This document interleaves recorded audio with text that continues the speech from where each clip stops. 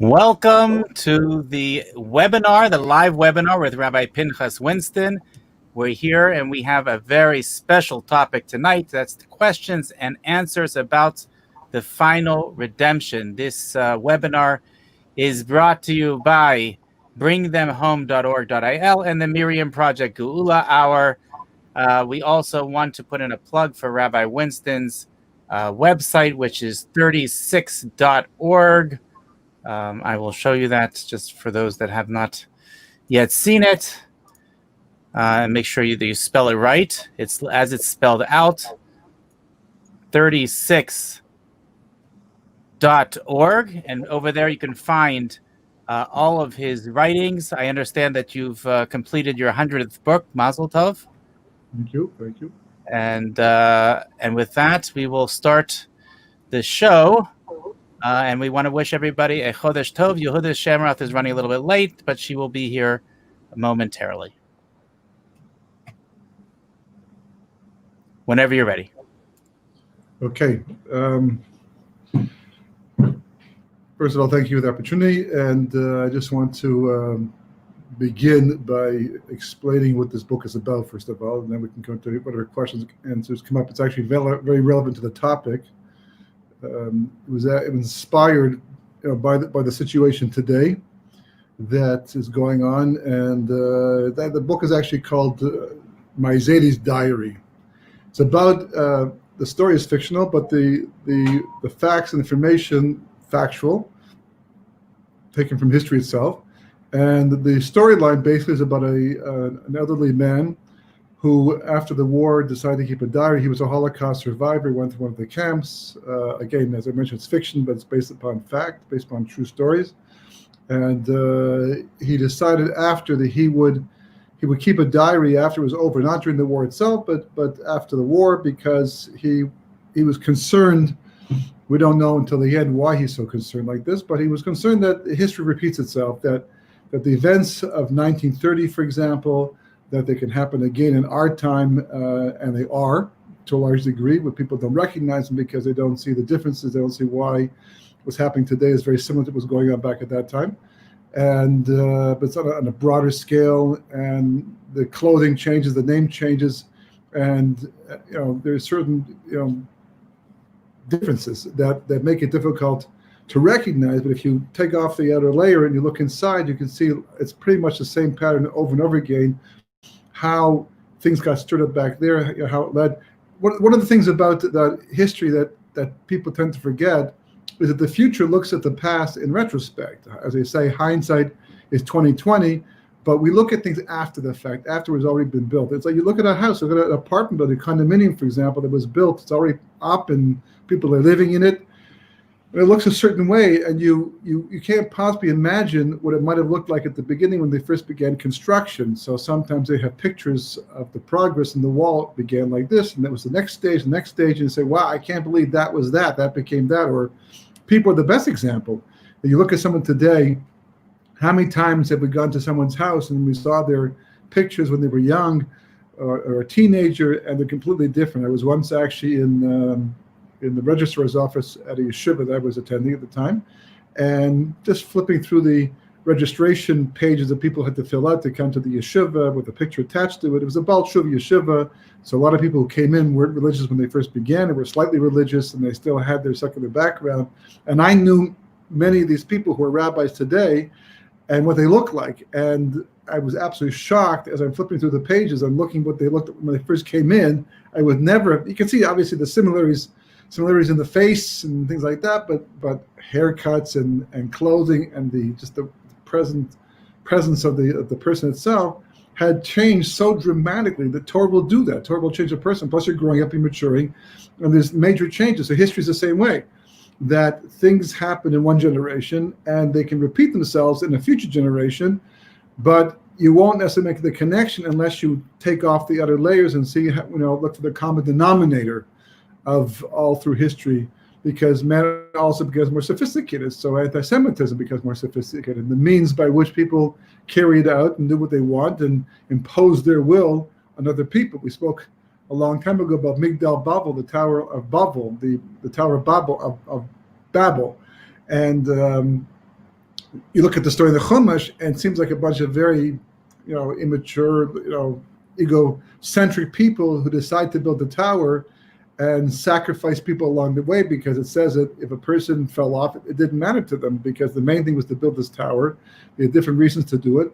And the story is very simplistic in the Chumash, but then you look at the Midrashim, you look at the Talmud, you look at the Kabbalah behind it, and you realize it was a much more sophisticated conspiracy of mankind, of certain people who wanted to control all of mankind at that time, and they was in the tower as the basis to do that, because that was the power structure. That was the way they could impose their will upon the world around them.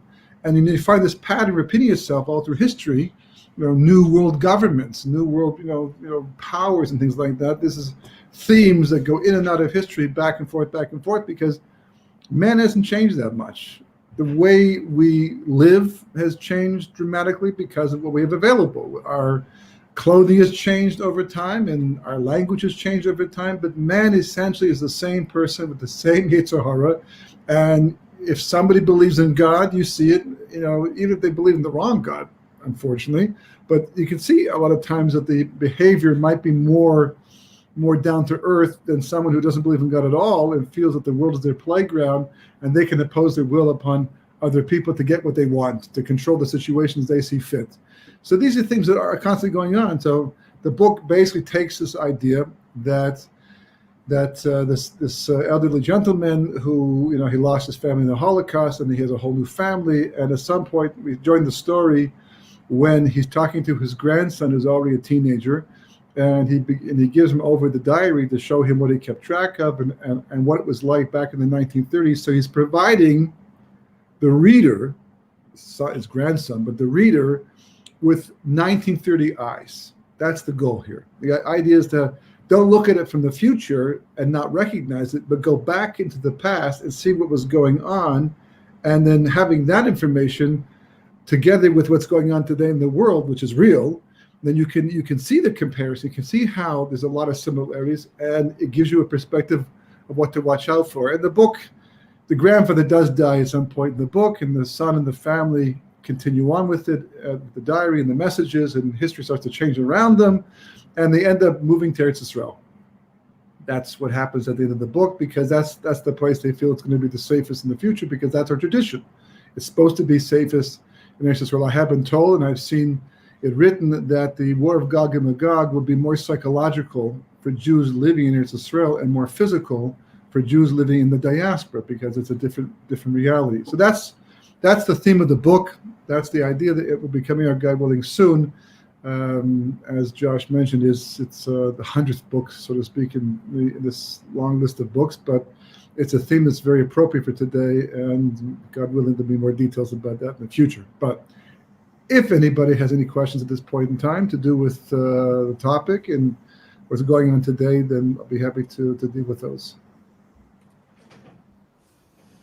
So the first question that's out there is from Ruvain. He asks, what can we do to bring the Geula, and how one can change one's outlook to the Geula? Well, that's what a lot of these books have been about up until now, to change that perspective. But it's true. It's very important. You have to have what we would call a Geula mentality. That's the goal. The goal is a Geula mentality. A very important thing to point out and to always remember that our perception of reality is not absolute. In other words, you would think that what you look at is what you see. How else can it be any other way? There's reality, and I'm looking at the reality, but we see so often in life, we talk to other people, look at the exact same painting, and two people have a different take on the painting or on history and the headlines of what's going on. One person sees it this way, one person sees it that way. So we see the perception as a very subjective, personalized thing. Why? What affects that? Because the goal, of course, is to have the right perception. The right perception allows you to make responsible decisions, safe decisions, that will allow you to do that which you have to do at that moment in history. People misperceived things. Going back into Europe before the Holocaust, there was a lot of misperception, a lot of misunderstanding, a lot of miscalculation, certainly by the average person, because their perception of it was not accurate. But why wasn't their perception accurate? Because perceptions are really the projection of your assumptions about life. We live by assumptions. We haven't worked everything out. If you can, it becomes a fact. But for the most part, our lives are a product of assumptions. You ask a person, you live in America, you live in Canada, you're part of the Western world. How do you know that your approach is the right approach versus, let's say, the communist approach, Russia's approach? How do you know? Well, I don't like that one. Okay, fine, don't like it, but doesn't mean it's right or wrong. How do you know? Have you researched the basis of your society's assumptions about life? And if you do the research, you'll find that for the most part, people have gone with the flow. This is the path of least resistance. This is the one that seems the most productive and provide the most amount of pleasure. Is it the most meaningful? We hope so. We don't know for sure. We don't think about it that much, but it's one that's in place and is working right now. How many people are born into Western society who never question the basis of their assumptions? So therefore, the perception of those people, if the assumptions are incorrect, then the perceptions are going to be incorrect. And right now, the Jewish people suffer from this terribly. Our perceptions are, aside from the fact that we have millions of people who don't even believe in Torah and mitzvahs and even God, that for sure is a misperception. But even for people who are living by Torah, living by mitzvahs, who feel they have all the time in the world before Mashiach is going to come. And if he does come, somehow, he'll just work it out that whatever we're doing will just be transplanted from over there to over here, if we have to even go. They're not even clear about that, some people, because of faulty assumptions and therefore mistaken perceptions. And then other people, you see, are working in the other direction. And they're saying that we have to make aliyah. The world is coming to an end. History seems to be, unwinding. And we have to be ready. And it's not, the situation is not safe like it was maybe perhaps 10, 15, 20 years ago. It's more in an emergency mode. So how is it possible? Why are these people looking at it differently than these people? They have a different perception because they have different assumptions. So now we have to look at the assumptions and see where they come from. So a Geula mentality is built from Torah ideas. It's built from the Chumash, it's built from the Gemara, it's built, you open up Or Yechezkel from Yechezkel Levenstein, who was alive in the 60s and 70s. He was the Mashgiach of the Mir back in Europe before it was destroyed. And he was the Mashgiach in the Mir in Yerushalayim after the war. He went to Shanghai with everybody, came back from Shanghai to Israel, became the Mashgiach Ruchani there, and also Panovich, and he wrote Svarim called Or Yechezkel, and he has one section called the Munasa Geula, where he talks about this very idea. And he's basically criticizing the Torah world at that time, back in the 60s, and saying, we don't talk about it. It's not part of our mentality. And he mentions that the first of the 10 commandments, according to the Sefer Mitzvos HaKatan, that the mitzvah of I'm the Lord your God who took you to Mitzrayim is also a mitzvah of tzipis Yeshua, of anticipating the redemption. The Gemara says one of the 6 things they're going to ask you on your day of judgment, did you anticipate the redemption? How many people anticipate redemption? It's, more likely, if anything, they'd rather not think about it, because redemption will interfere with their current way of life, which they find to be just the way they want it. And he says, well, that's wrong, because you look at the Shemona Esrei, and the Shemona Esrei is composed of all these blessings that talk about redemption. And if to make matters worse, even, that we're watching prophecies, Torah prophecies, made thousands of years ago, and prophecies from the Nevi'im, from the prophets, made thousands of years ago, coming true before our very eyes, and we should be going, look, this is that, and be excited about it, and we're not. Why not? Well, the closest we saw to that being changed was when the coronavirus first began. Today, people have adjusted to large degree. The fervor has died off somewhat, but all of a sudden, as somebody who would promote Eretz Yisrael and Aliyah and the situation as it stands today and the need to start moving eastward if you're west and to Eretz Yisrael, and the struggles and the backlash that you have to experience when you push that type of approach to life today, all of a sudden to see some of the rabbis who in the beginning were naysayers. They were basically, they didn't talk about it, or they were neutral to it, all of a sudden saying that maybe it's time to start looking at that. Maybe it's time. There was one rabbi during the Pittsburgh shooting over a year ago where others were looking for different reasons why it happened and how to deal with it and to comfort the nation because of what happened. And one rabbi said that, we've been living here for a long time. Maybe it's about time we realized and woke up to the fact this is not home, and we have to start thinking about where we ultimately belong and moving that direction. He was the only one rabbi that I heard of saying such a thing, and it was terrible. It had to happen that way, but that's the message. The message we're seeing.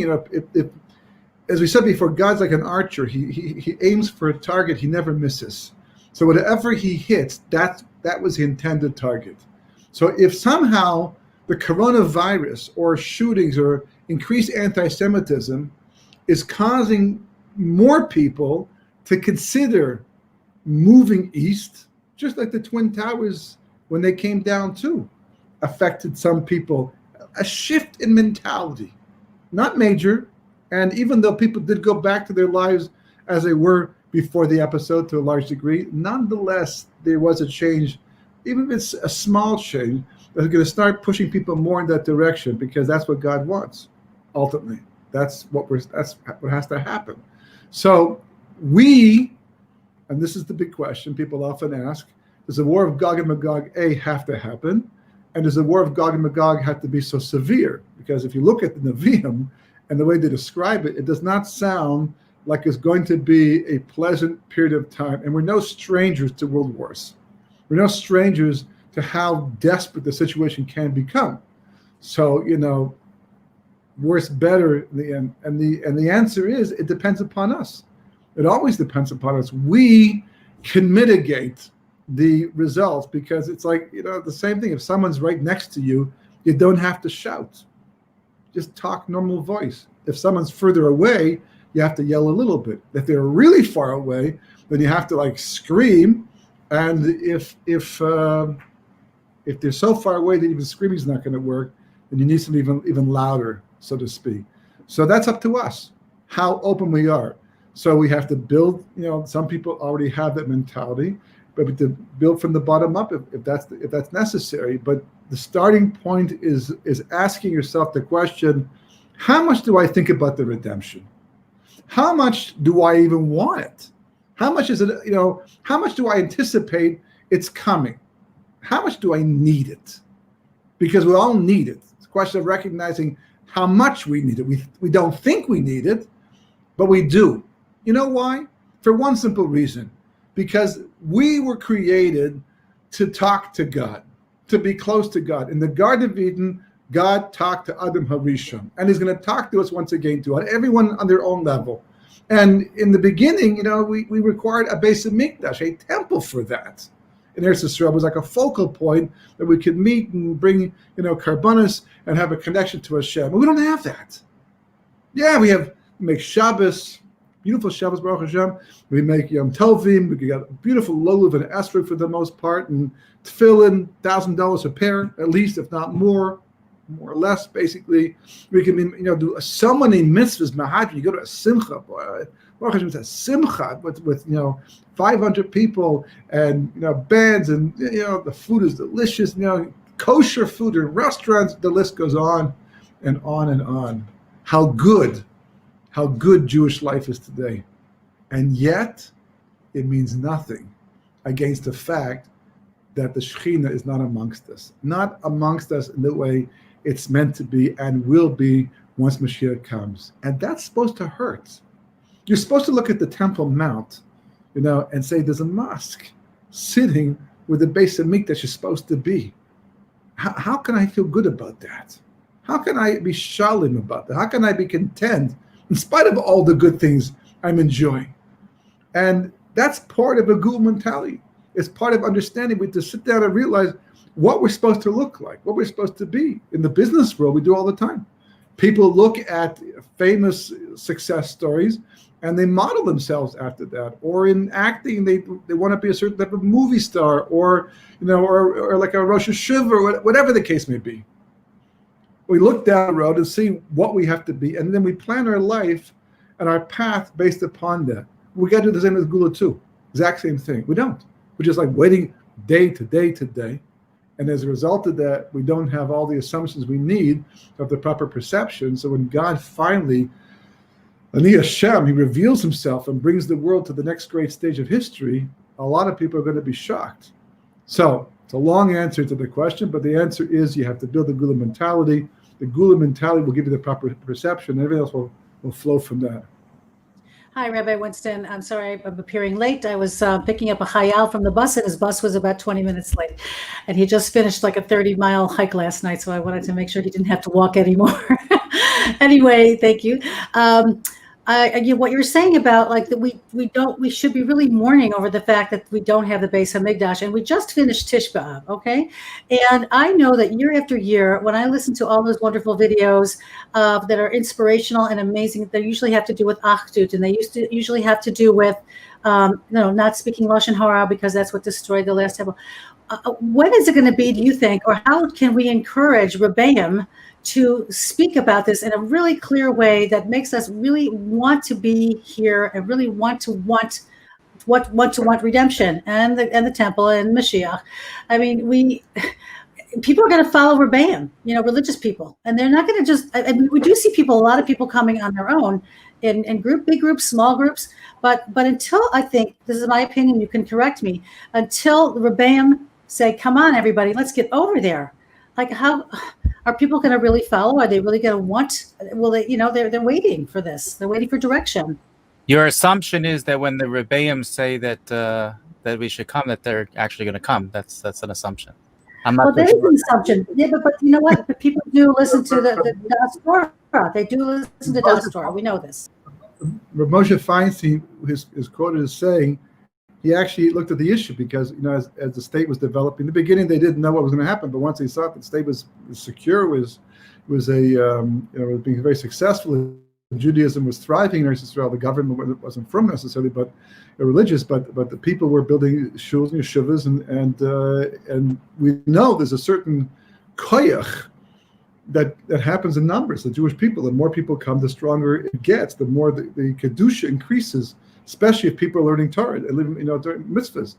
And he considered the possibility, but he said, if I were to say that everyone has to make aliyah, then basically all that's going to happen tomorrow is people going to say, he's not my Rebbe, not my rabbi. He wasn't until now, but now that he said that, now he's not. And we'll turn a bunch of people into sinners because now it becomes a halacha to go back and they're not going to listen. So it's not so clear cut. But I'm going to tell you something interesting that I saw recently, and the truth is very similar to something else I saw in a Gemara that we look at on Tisha B'Av itself, a large part for this reason.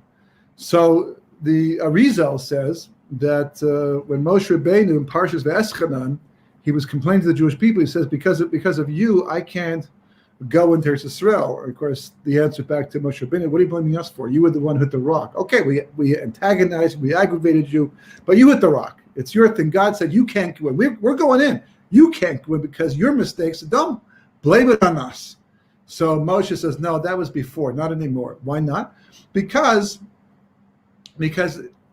I prayed. The word Ve'eschanan is a gematria of 515 or something, and it was enough times and enough kavanah. Moshe asked over and over and over and over and over again. And so finally God said, look, you're making progress over here. And if you ask one more time, I will have to cancel the decree and let you into Israel, which is unheard of. There's such a personal decree, to be annulled by God himself that's an amazing, amazing thing. And Moshe was at that point. And God said to Moshe Rabbeinu, before you do that, let me just give you a little prophecy here. What's going to happen? You'll go in Eretz Israel as the Mashiach, because that's what you'll be, right? And you will build the base. You'll find Har Habayis, long time before David HaMelech actually bought it. And you will build the Beis Hamikdash. And the rule is that if Mashiach builds the Beis Hamikdash, it cannot be destroyed. Trouble is, the Jewish people are not yet at a level where they won't be, won't sin and won't have to be destroyed. So, they asked the question, how is it that the 10th of Av can be a joyous time if that's the day that the Beis Hamikdash itself was burning. It says the flames are the worst the next day. And the answer that's given is that there was a joy in seeing the Beis Hamikdash burn, not because we were happy to see the Beis Hamikdash burn, but because it meant that we didn't. The fact that Hashem took the Beis Hamikdash, took the temple, was in place of us. We had to be destroyed. The Beis Hamikdash didn't do any sins. It didn't have to be punished. We had to be punished. And it was a tremendous, and it shows you what a merit it was to the Beis Hamikdash, because it's like, so I don't care. Take it's your temple. Take the temple. Who cares? As long as I'm alive and I'm okay, take the temple. That's what a great deal. You're taking my car instead of beating me up. Fine, fantastic. No, to have the Beis Hamikdash is like to lose the Beis Hamikdash is like losing a part of your body, if not your whole life, in a lot of respects. Because God says to the Jewish people that I'm going to take the temple instead. But if Moshe builds the temple, then that cannot be taken. The Jewish people have to be destroyed. So Moshe says at that point, well, that's the case. Obviously, I can't go in. I'm not going to go in to have the nation destroyed. That's not the point. So therefore, he says to the Jewish people, it's because of you I can't go in. Because of me, I beat that rap. I'm off the hook for that one. I doubled enough. One more time, I would be in the land of Israel and fulfill my ultimate dreams of making Aliyah to Israel. But because you're not ready for me to come in at this point in time, so that's what's holding back the whole process of redemption. And the Arizal actually Arizal explains that, and he says that the leaders of the generation, this is a very important point, because it's kind of the reverse of what we think. We look to them to be the initiators of everything. God talks through them. Amunus Chachamim, faith in the wise people, in our Torah leaders, right? Who God puts into their heads and their hearts what we need to hear to do what's right. So why is it that sometimes they tell us things that don't work out exactly the way we think they should work out? So the result says that the leaders of the generation get their wisdom based upon the worthiness of the people that they have to lead. They should lead, but they lead, right? And the truth is, we find a very similar idea in the Gemara in Gittin, which deals with divorce, but also there's a section about the destruction of the temple that you're allowed to look at on Tisha B'Av because of the topic. And it's a famous confrontation or meeting of Rav Yochanan Zakkai, the leader of the Jewish people at that time, and Vespasian, who was only a general. He's just about to become Caesar, but right now he's still a general. He's the one who is surrounded the Beis Hamikdash and doing all the different sieges and whatever is going on at that time. And Rav Yochanan Zakkai sneaks out because he wants to make peace. He knows that they're not going to be able to beat the Romans at this point in time, what they call the Beranim, the rebels, who are trying to go to war against the Romans. It's a suicide mission. So Rabbi Yochanan Zakkai, realizing the need to go out, and he sneaks out at the risk of death to talk to Vespasian, and they have a dialogue back and forth. And eventually, as they're having this dialogue, so someone from Rome comes to announce, just like Rabbi Yochanan Zakkai predicted, that Vespasian is now going to be the Caesar, and as a korsetov, as in gratitude for all the wisdom that he imparted to him before he went off to Rome, he gave him 3 requests. And Rabbi Yochanan Zakkai asked that he have Yavne, which is a place that Talmid Chachamim learning Torah at that time, the family of Rabbi Gamliel, which goes back all the way to King David, the King David dynasty. And they had a doctor from Tzadok who was fasting for 40 years to try to avert the destruction of the Beis Hamikdash. And he was like literally almost not visible because he was so thin from the whole thing, required special treatment to recover from that. So the Gemara asks a question. The Gemara says, why didn't he ask for the Beis Hamikdash? Why didn't he ask for Yerushalayim? Why ask for these things and seemingly give up on the future of Jerusalem for the time being and the temple? Just say, please don't destroy the temple. And the Romans didn't want to. The Romans were they understood the importance of allowing people to have their central focus to keep them loyal to the emperor, because the Romans were most interested in tax money and produce and things like that. So the emperor could fight wars elsewhere and grow, and that takes money, and men sometimes, but resources. So to let the Jewish people to survive and go about their temple life at the same time providing tax money, fine. It was only because of the rebellion that the Romans got strict and forceful and eventually destroyed the Beis Hamikdash. Obviously, divine providence is what God determined should be the case. That was His thinking, but God obviously was behind all of it. So the Gemara says, so why did he ask for Yerushalayim? And it gives two answers. One answer is tefasta merubah tefasta. If you ask for too much, you're not going to get anything in the end. So he was afraid if he asked for that, he'd get nothing. So he took what he could and left behind the rest. That's one answer. Another answer is a pasuk, I mean, from Yeshaya, not sure if it's Yeshaya, but it says that Hashem turns the wisdom of the Chachamim backwards. He should have asked for it. It was the right thing to do. It slipped his mind. He for some reason he didn't do it. So I looked at Rashi, who's a commentator on the page, and it's a very difficult pill to swallow, because we depend upon our Torah leaders to tell us what to do, and we assume that what they're saying is what God wants us to know. And now we're finding out that God plays games with their minds and what He tells them to do. That's not easy. So Rashi has to say something, but Rashi says nothing.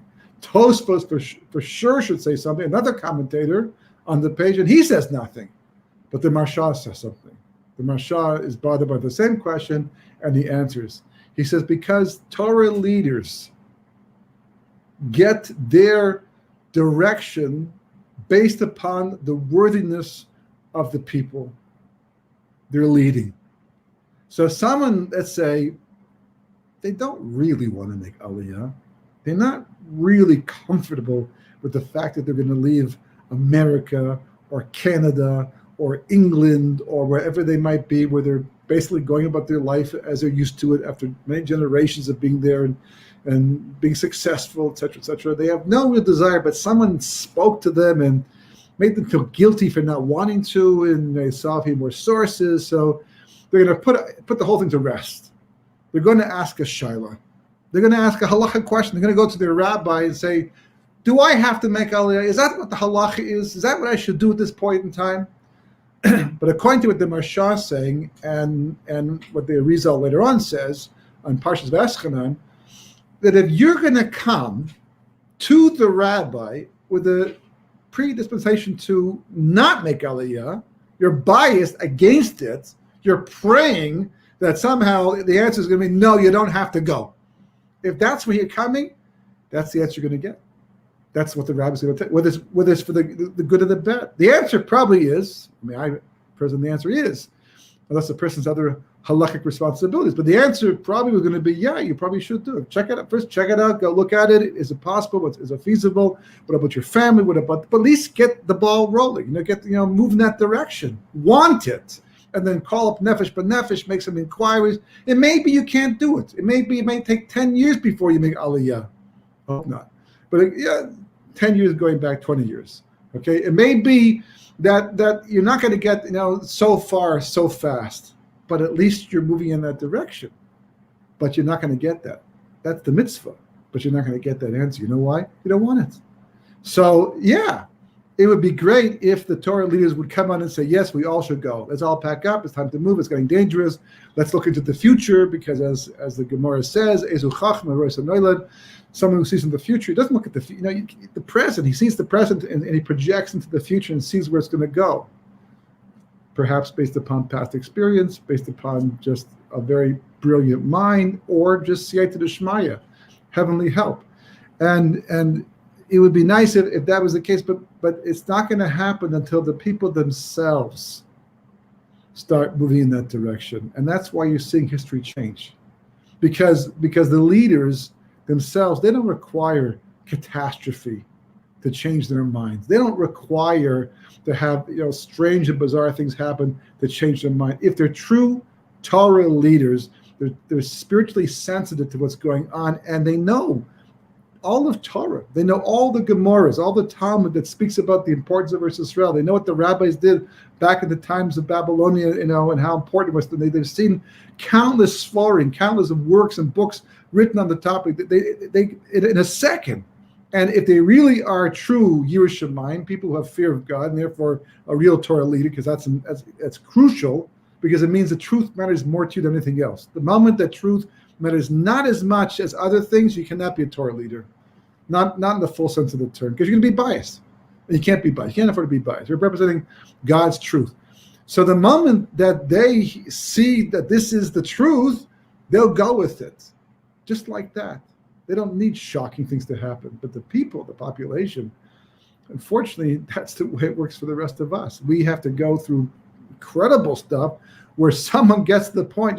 Just ask yourself, if you're living in Eretz Yisrael, Baruch Hashem, and there should not be a day you don't go to bed at nighttime thanking God and waking up the next morning thanking God, and also the day, if you can, to thank God for being in Eretz Yisrael. It is a wonderful blessing and bracha. And even if you're having difficulty and problems, and distracting, and it's hardship, and all that, in spite of all that, it's still a tremendous blessing to be here at this stage of history. If you're living in the diaspora, ask yourself just one question. What would it take to convince me that this is not where I belong? It's time to go. Ask that question. Would it be enough that I saw rioting in the streets? Apparently for some, yes. Apparently for others, no. Would it be the fact that I see the government, falling apart? Would it be the fact that I see anti-Semitism on the rise? Is that enough? Or would I just hunker down and adapt to the situation and hope that my number would not be up, that my family will somehow be safe? Because hope, unfortunately, for a lot of people replaces fact. And that's where we get stuck. I hope it will never come down to that. I don't know that it won't, and history says that it will, but I hope. And I'm staying here on that hope. Well, hope is it's a great thing to have in the right time, in the right place, but not when it could lead to dangerous situations. You have to change first. Okay, we have a let's see. We have a comment from Bryna on Facebook. I never heard that before. The explanation of why Moshe Rabbeinu said it was because of you that I can't go in. Now it makes sense. Thank you.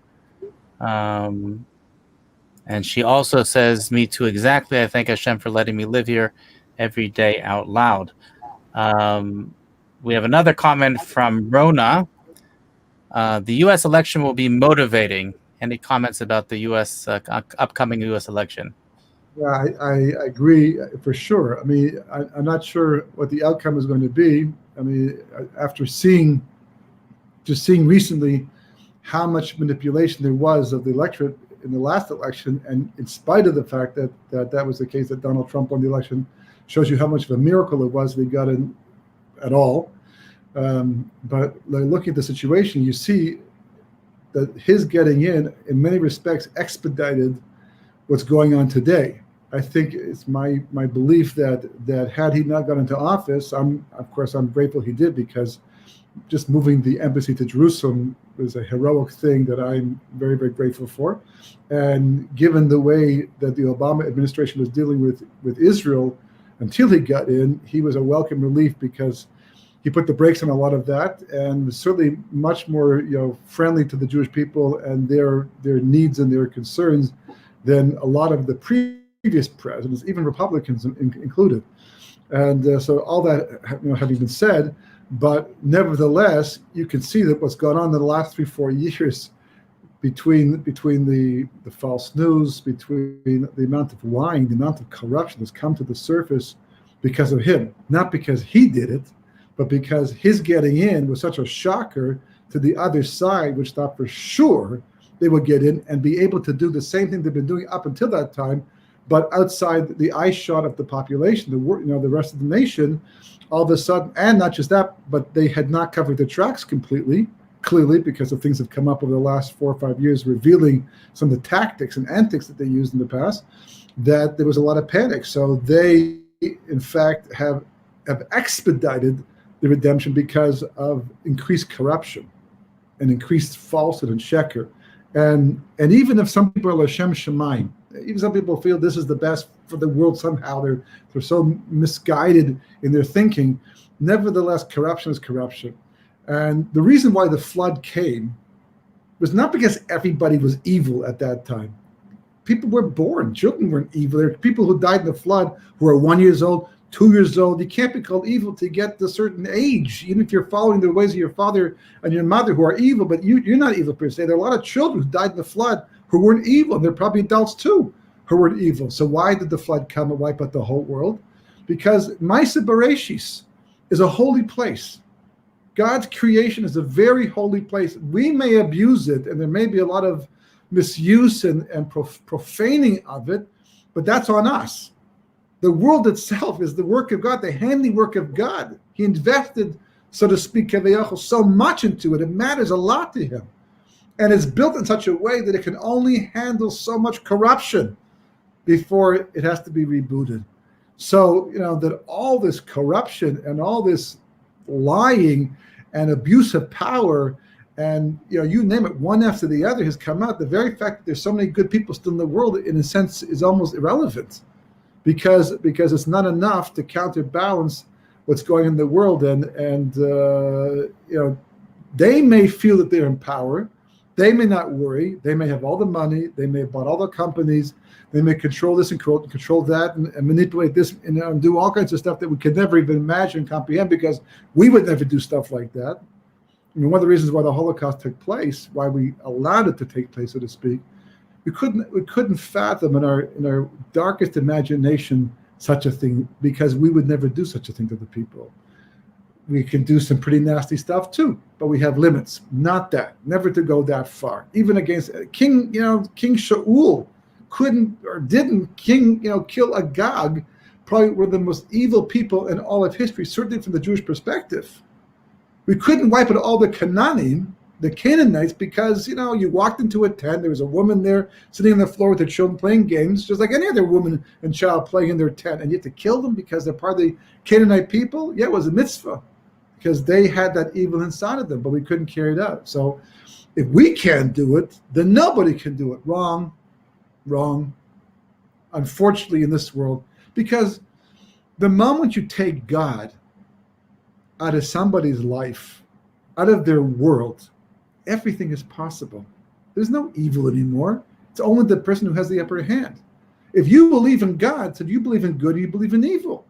And you know that you have to pursue good and destroy and get rid of the evil. You know all that stuff because that's who you are. But other people who are godless, who are called atheists, right? So there's no moral compass anymore. So everything is very blurred, and evil just grows and festers and grows and festers. And one sort of story, a very small story, that makes the point very well. I think everybody's got an example of somewhere in their life.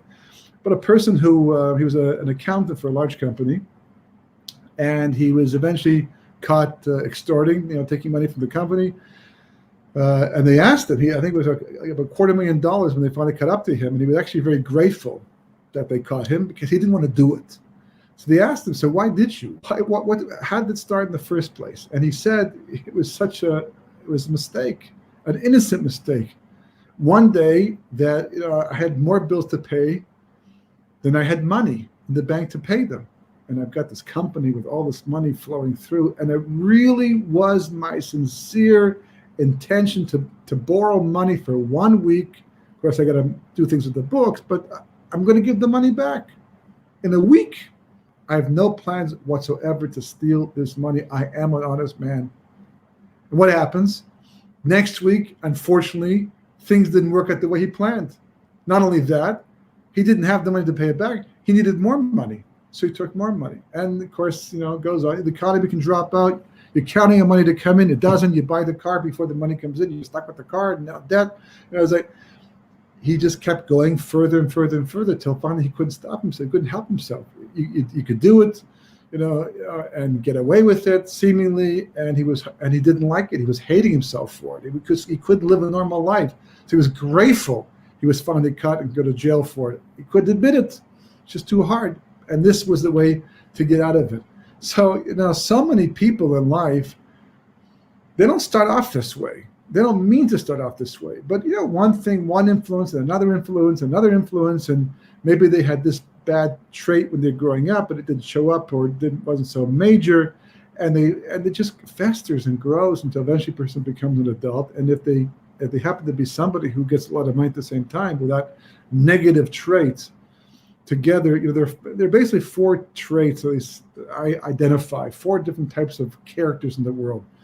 We are a combination of intellect and emotions. We have the intellect and we have the emotions. And in some people, one is stronger, and some people, the other is stronger. Some people, it's a balance, and of course, the balance is the best. So you can get a person, for example, who is emotionally underdeveloped and also intellectually underdeveloped. That's like the lowest position, let's say, a person can have in this totem pole. They're not going to be very smart. They might even be a little bit annoying, but they're going to be harmless. They're not going to be manipulative because they're not that smart. They might try, but they won't get away with it. You can get people who are, just the opposite. They're emotionally developed and intellectually developed, and they make the best leaders. That's like a Moshe Rabbeinu and Yeshua ben the lesser levels too. They've got the brains, and their emotions are also developed as well. They're mature, because the intellect will keep the emotions in check, and the emotions will keep the intellect real. So they work together. That's the ideal level to be at. Then you get the person who is intellectually developed and intellectually underdeveloped and emotionally developed. Lots of people like that in the world. They're very nice, responsible people. They have no ambition necessarily in life. They don't feel the need to go beyond their present position in life. But because they're emotionally developed, you can rely upon them. They're loyal. They're responsible people. They won't go very far in life, but they're nice to have around, certainly. And they can make very good friends too. Then you get this last category, somebody who is intellectually developed but emotionally underdeveloped. That's how you get Hitlers. Somebody who is smart but emotionally underdeveloped will be manipulative. You see kids like that. They're very, very clever. They know what to do, how to do it. Marketing and advertising can be very much like this. A lot of people in it can be like this. This is the idea. The idea is somebody who is like that, put them in a position of power, and they will, by definition, manipulate. They might know that what they're doing is not acceptable by the standards of others, but it doesn't make a difference because their emotions don't allow them to grow up and meet the standards of other people. So instead, they use their genius to manipulate other people and to force their will on the rest of the world. And that's unfortunately very prevalent today, because we've never had so many wealthy people as we have today with so much power and influence who are very bright but emotionally underdeveloped. They think they're okay. They think that they're smart enough to, as long as they're smart, they've done the math, they don't understand. They cannot feel the reality of God or truth or responsibility to other people on the level that they're supposed to. And there's lots of people like that in the world. And I forget the question that was even asked and how it got this way, but that's the answer to whatever it was. It was the question about the upcoming election, actually. And you probably described most of the politicians out there, and most even people who aren't politicians. I don't know, nothing much shocks me anymore, but I have to say it shocks me to see how most of the country of America tolerates the destruction that's going on and the violence, and they explain it away. Even like thinking Jews are saying, well, it's because of the slavery that happened, and they deserve to take it out on us now, or something like that. Like, are they emotionally underdeveloped people? Are you what you're saying, that they're? It's shocking what they tolerate. Society as a whole is emotionally underdeveloped today, and there's a very big reason why. Because, and I'm not so sure it wasn't part of the plan, someone's plan, right? I mean, technology, we even talk about it, they have terms like boy toys, for example. You refer to a smartphone. People, have their cars and their gadgets, and, like everyone's like playing with toys today. We've, expensive toys and sophisticated toys, and all kinds of interesting things with it. But that's what's gone on. We once upon a time, you had to go you want to eat, you go into the field and you work. Wartime, very often the reverse happens. People grow up emotionally very fast, and the intellect doesn't keep pace with that, and that, because it's a different kind of person. But yeah, if you look at the politicians and the things that are being said, some of the statements, I have to admit that whatever I read, I'm getting through the media, but the media is all we have available, and there has to be some semblance of truth to it. And certainly the people who are saying are known for these things, and it's like people's perspective on life and reality and what they're fighting for and how they're doing it and what they believe is right versus wrong. And I mean, honestly, I mean, personally, it's my own personal belief, but no one has to believe it for themselves. But there's the slavery issue. It was a bad time. It was a mistake. It shouldn't have happened. And the people did it were abusive, without question. But in the course of a couple hundred years, the situation has changed so dramatically.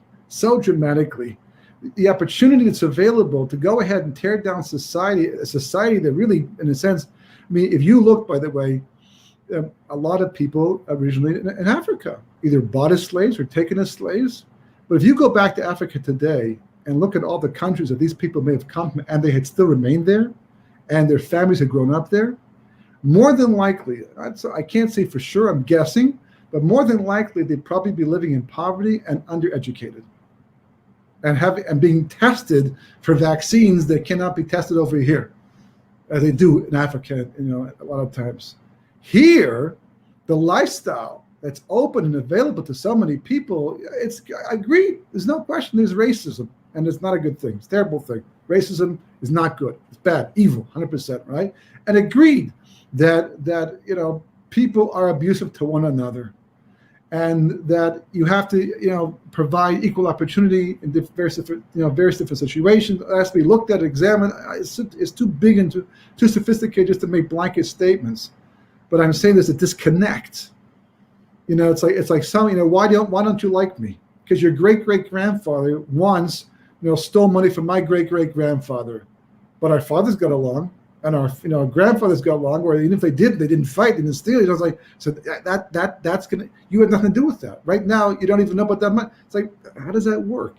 But so people look for excuses, people look for reasons, and I think the very fact that people have not thought this through, except for the other side that does, because you can go into YouTube before they take it down and see all kinds of videos by very intelligent people, many white, many black, who talk about this topic, show the fallacies in the argument, show how it's contradictory to what's going on, but that's not carrying the vote today because unfortunately people are not in the state of mind, because of the media to a large degree, to be able to comprehend what's going on and put the brakes on and say, wait a second, what are we doing here? We had a good thing going.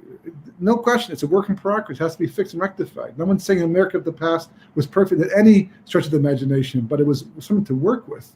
And now what? We're going to redesign it? By who? How wise? Just ask yourself one question. It's almost a godless society, the people in government, the people who want to be in government, and how wise are these people to be able to sit down and redesign the Constitution or the country's mandate to make it that it works fairly and equally for everybody? How wise are they? Wisdom is an ancient commodity. It doesn't really exist today. Lots of smart people, but we're underdeveloped. And that's why, just to finish, since I didn't finish I lost track of the question, but that's why the next election, no matter who wins, I cannot see the outcome being positive. Because even if Donald Trump does win, first of all, it sends the wrong message to the Jewish community. A lot of people will say, therefore, the status quo is kind of still intact, and therefore we need not have to change our position and where we're living. That's not good at this stage of history. And even if he were to win, I cannot imagine that the Democrats and everybody who voted for them and pushed their agenda are simply going to say, well, we tried, and we didn't get in for whatever reason. We even tried other things to do it. It didn't work, and he's in. He's the president, and the Constitution says that if he's president, we have to now go with that. If he does something impeachable, so we impeach him. But as long as he's doing his job and trying to do his job to the best of his ability, we have to help him, leave him alone. That's not what's going to happen over here. We see that from this last election. It's going to be worse. If anything, there'd be such a backlash. I'm not so sure that wouldn't tear the country apart into two and cause even more stuff. But on the other hand, if he doesn't get in and the left gets in, then boom, boom, boom, boom, boom. Everything's dismantled overnight. And more importantly, this is the part that I can't understand why Jews, especially any religious Jews at any level, would go with that side, is the first that they're going to do. The first, one of the, I don't the very first, but one of the first things I imagine they'll do, because that's what they were doing under the Obama administration. They're going to go after Israel. Donald Trump tried to find a way to allow Israel to maintain its sovereignty and to be strong, and at the same time tried to appease the Arab world. No president, first of all, can do it. It's a mistake to even try. It's a president killer. The moment you get involved with it, it's not what God wants. So everyone who's ever tried, it's like, you have the touch of, the golden touch. That's like the black touch. You touch that situation, the land of Israel, and boom, it's disaster. Ariel Sharon decided to go on a limb, and after fighting for the land of Israel, appease the other side, and has a stroke or something in the middle of it, and for 7 years is lying there, can't do anything, and can't even be buried. Am I saying that's the reason why? I don't know. No, I don't prophecy, but it's bizarre. It's a bizarre thing. I certainly believe in the Shkacha Pratis, divine providence.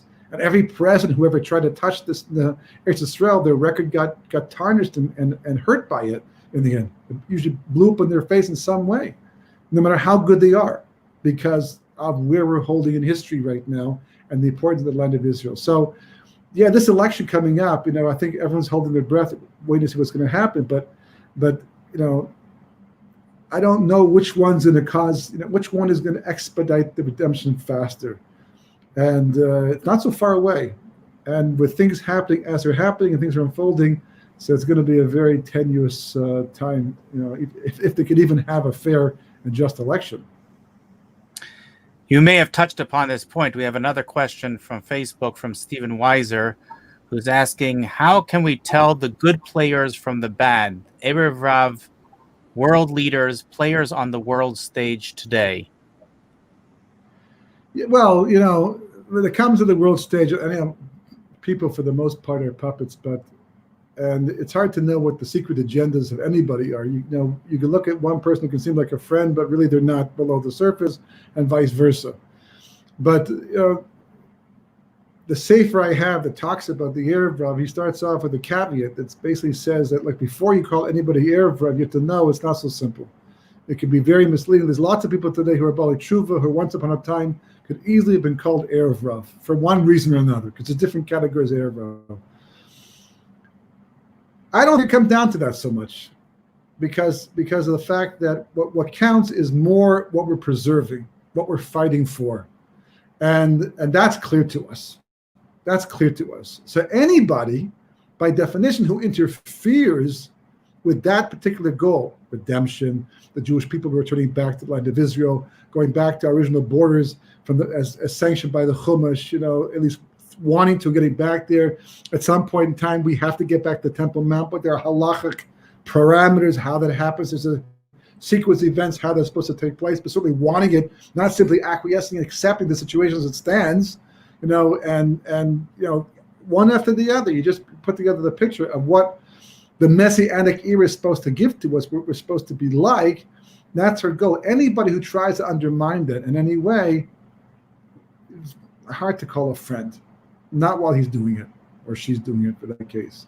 So, that's the main focus, is working on preserving what we have to preserve.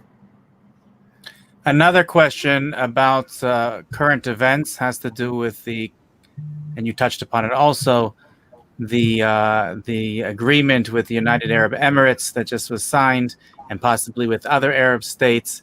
How this is connected with Yishmael doing tshuva at the end of days.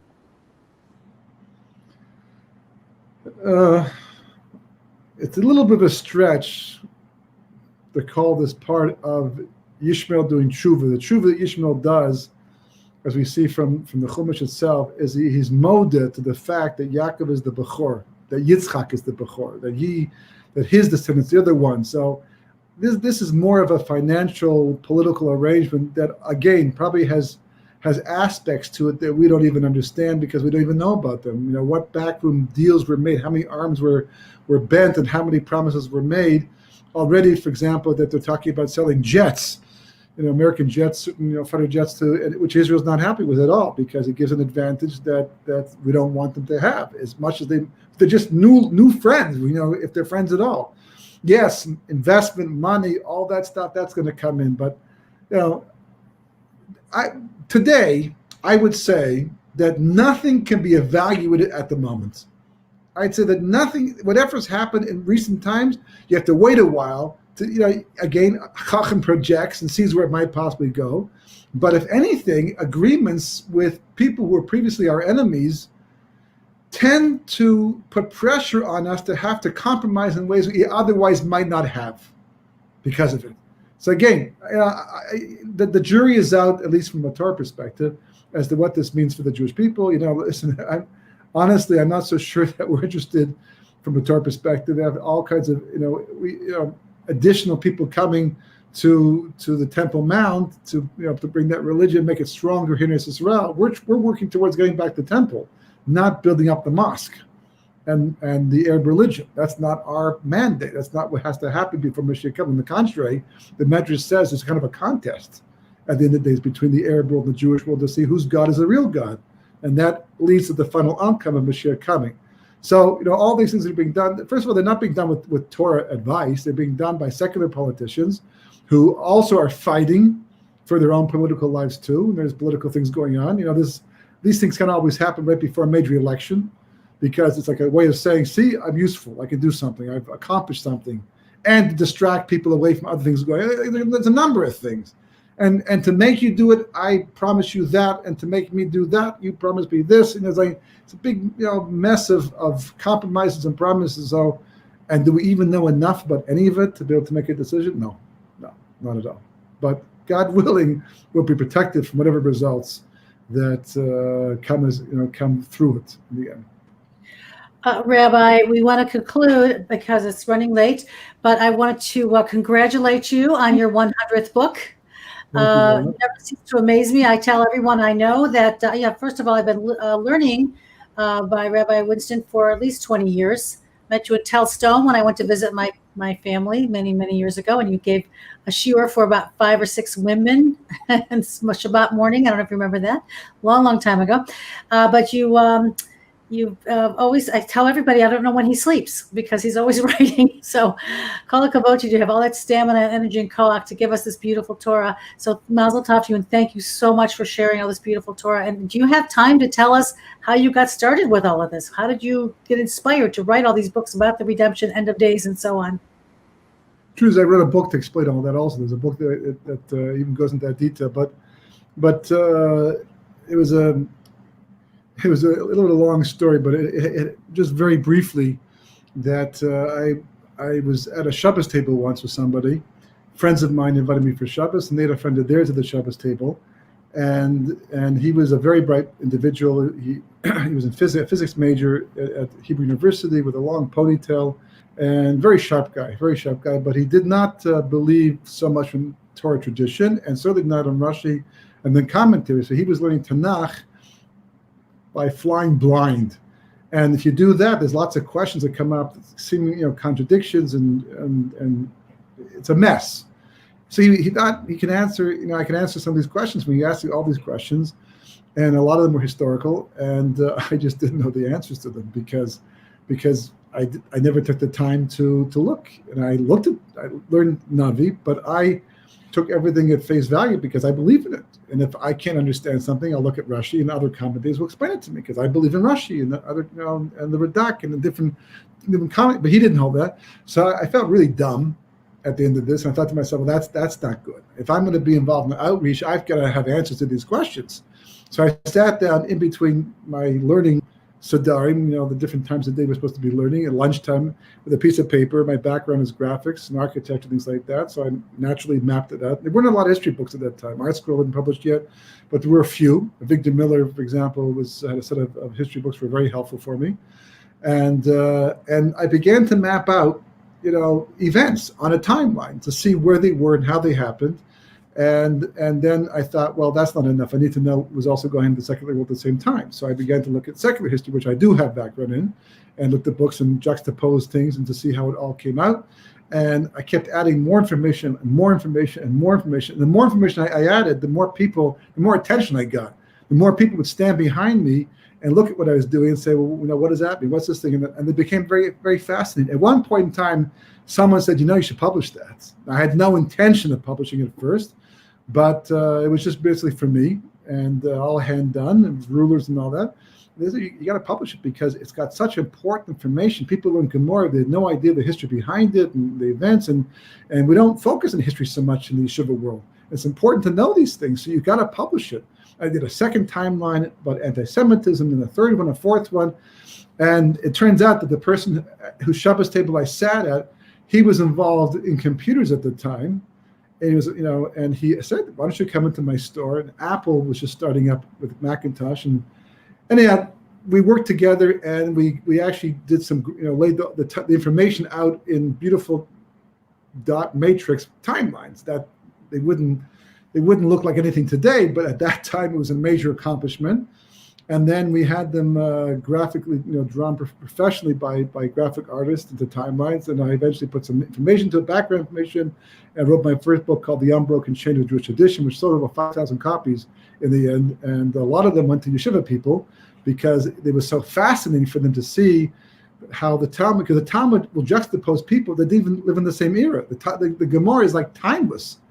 And to put the time element back into it was very fascinating for people and very informative. And that was it. Once I wrote the first book, I thought, okay, I've done my thing, and let's move on. But then I did another one, other timelines, and then I started to learn Gemara and Talmud more. And I was so overwhelmed by the wisdom of the rabbis, and I thought, Chaval, it's a shame that so many people will never get a chance to learn this material because it's so helpful for life, to enhance people's lives, and they want to appreciate. So I had to write a book about that. Because if only we're wealthy, I don't understand why. And then you get in this mode of writing because it's such a fantastic way to express yourself and to get it out. This is before internet, of course. This is before, or just as it's coming in line, and before we had things like Zoom and like that. This was the way to communicate, short of getting up and going out and talking in public, which I also did at some point in time. And then they just kept coming and kept coming and kept coming because Torah is an endless well, and the wisdom is so beautiful and sublime, and it's just so worth sharing. And I just kept writing books because the deeper my knowledge became, the more I wanted to share that with others, and that's where the books are all from. In a nutshell. Well, thank you so much. There are some people that are asking about preserving this webinar, and all of our webinars are recorded, and they are to be found on YouTube at Israel Torah. I will actually share the screen to show you where that is. And when you go there, this is what's very important, is you have to make sure to both subscribe and to click the bell, because clicking the bell means that you will be notified as future webinars and future videos are posted. So make sure to do that. And again, we thank Rabbi Winston for coming. I think he's in a competition with Rabbi Twersky to see how many books you can write. But I'm not sure who has written more. I know Rabbi Twersky is still writing books. Yodis, you're on mute. Let me unmute you. You have to unmute your another person that doesn't sleep. But also, let's repeat Rabbi's website details, so people can buy his 100 books. 36.org, and again, we'll put a picture of that up also. But all of his books are listed over there, and you can purchase them on the site. So everyone is welcome to go see that. Thank you so much. Chodesh Tov to everyone, and Shabbat Shalom. Thank you. Thank you, Rabbi. Thank you, Josh. Chodesh Tov, everyone.